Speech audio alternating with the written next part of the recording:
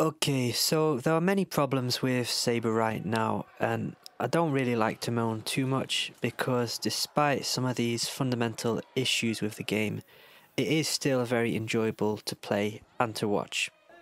But having said that, I feel like over the last 5 years or so, Sabre has been moving in a direction that I don't really like. Maybe this is just me being nostalgic for Osanguk at his peak, but for me, fencing around the year 2019 was really enjoyable to watch. This is unbelievable. This is back and different. forth. Unbelievable touch, tying it up 11-11 in the gold medal match. Watching the final of the 2019 World Championships in Budapest between Hungary and Korea remains one of my most treasured fencing memories. The whole match was filled with great fencing, and the final touch was simply iconic. Sabre is all about the big attacks, the back and forth, and this touch is a perfect example of that, and a great way to end such a close match at 44-44. Oh, he's got it! Korea He's got it! World champion. Oh, they've done the three-peat! But if this match was fought today, with current refereeing standards, I think it's pretty likely that we would have been robbed of this touch. Let's rewind back to what happened immediately before this.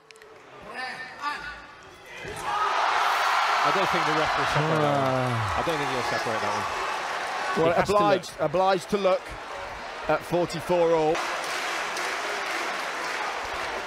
What's he going to do? Yes, Nothing I think that's given. wise. Yeah. The match deserves a better hit than that. Yeah. There's nothing there. It's a good. At the time, I really don't think that this was a controversial call. Both fencers attack at the same time, albeit in different ways. But when I polled this touch recently on Instagram, out of over 1,500 votes, only 11% of people would have called this as simultaneous. 36% would have called this for the Hungarian, and 53% for the Koreans. Now obviously there are some issues with the poll. Making a decision at home with no pressure is very different than actually making the call in real life, and lots of people will know that the Koreans won in the end, so would just assume that the right answer would be for the Korean. But overall, I do think this poll does reflect the current refereeing attitude of splitting absolutely everything. In fact, it's become something of a rarity to see a referee call a touch as simultaneous at all. A couple of years ago, I was talking to someone who had recently done an FIE referee course, and he came back and was saying basically that there's no such thing as simultaneous attacks, because there's always a difference between what the fencers are doing. And whilst there is some truth to this, you never actually get two identical actions from both fencers, it doesn't mean you should never call anything ever as simultaneous. This touch is from the Asian Olympic qualifier, and this is probably the closest thing you can get to a pure simultaneous action, in my opinion, without actually having to fence your own reflection. Yet, for some reason, the referee decides that the fencer on the right did something better than the fencer on the left. This isn't just a quick judgment call, it's 14-14, so it went to the video, and they still won't call this as simultaneous. It just seems so arbitrary and almost random to me. Obviously, there are issues with calling simultaneous too much. If you never call attack on prep, then both fencers are incentivized just to charge forward with held hands. And if you never call attack counter-attack, it incentivizes waiting on a line without really committing to anything. So the answer is, where do we draw the line? Unfortunately, I can't really give you an exact answer, but I think it's easy to make the case that currently we are splitting way too much. There are obviously issues with using online polls. You do see things differently when refereeing in person, and the pressure does make a difference. But it is still really important how the average spectator watching a stream sees things. All of these polls that I'm showing here have well over 1,000 responses, and I do think they give a decent indicator of how the average fencer sees things. In a lot of these examples, the most popular option got less than 50% of the vote. This means that regardless of the referee's call, most people will disagree with them. For me, this is where we should be saying, okay, this is too close to call, neither fencer deserves a point.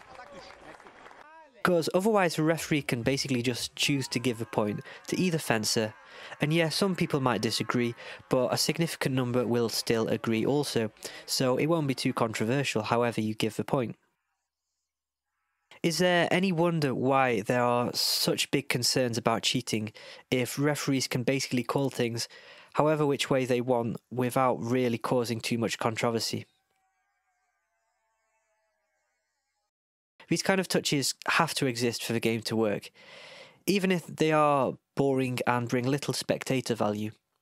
But there are a maximum of 29 touches in a bout. For every action like this where you award a touch, it takes away an opportunity for an exciting touch like this to happen. Zadze, parry riposte on the back line. He's done that a couple of times today. I really fear that Sabre is turning into a game of who is less bad, where referees are more focused on punishing mistakes than rewarding good actions. For me, fencing shouldn't be about being 2% better than the opponent. It should be about beating them so clearly and obviously that it doesn't require two professional referees with slow motion replay to pass what actually happened. The thing is, ultimately, the main issue is that we don't really have an objective rule set. The rulebook has been outdated for decades, so we just kind of let referees do whatever, you know. So yeah, but anyways, as always, it's great to hear your thoughts. Leave a comment, I'd love to hear what you guys think. Cheers, see ya.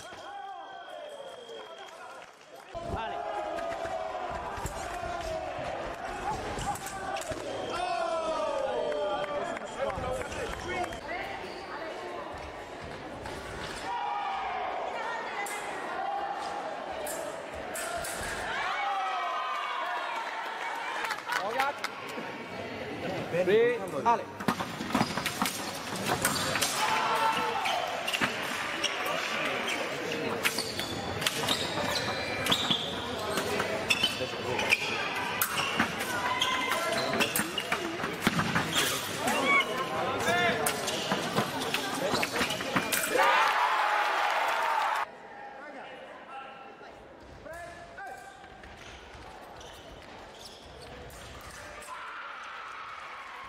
Allez.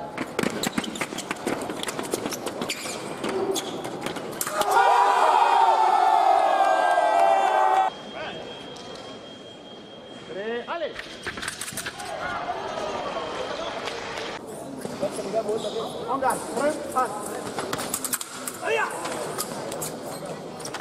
Engage.